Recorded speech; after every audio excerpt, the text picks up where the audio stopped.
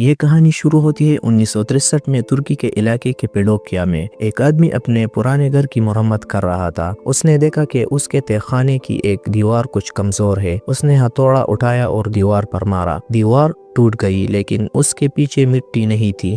وہاں ایک گہرا گپ اندھیرا راستہ تھا جو زمین کے اندر جا رہا تھا۔ ٹھنڈی ہوا اس کے چہرے کو چھو رہی تھی۔ جب وہ اندر داخل ہوا تو وہ حیران رہ گیا۔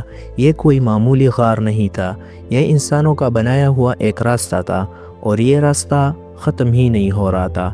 اس آدمی نے انجانے میں دنیا کی سب سے بڑی زیر زمین دریافت کر لی تھی، جسے آج ہم ڈیرنکویو کے نام سے جانتے ہیں۔ سائنس آج بھی حیران ہے کہ یہ جگہ کیسے بنی۔ ڈیرنکویو صرف ایک سرنگ نہیں ہے، یہ زمین کے نیچے 18 منزل گہرا ایک پورا شہر ہے۔ سوچئے، یہ شہر اتنا بڑا ہے کہ یہاں 20,000 لوگ ایک وقت میں رہ سکتے تھے۔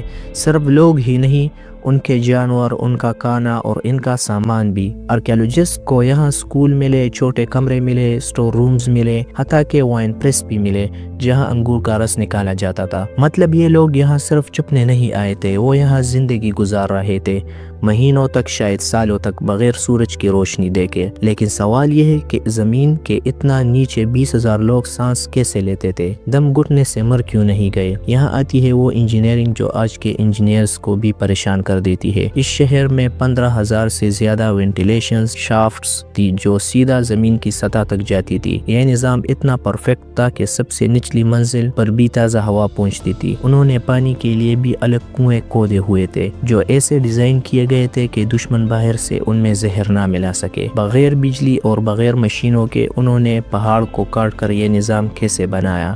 یہ آج بھی ایک راز ہے۔ اب آتے ہیں سب سے خوفناک سوال پر، انہوں نے یہ سب کیوں کیا؟ وہ کس سے بچنا چاہتے تھے؟ اس شہر کی ہر منزل پر 1000 کلو کے گول پتھر لگے ہوئے ہیں۔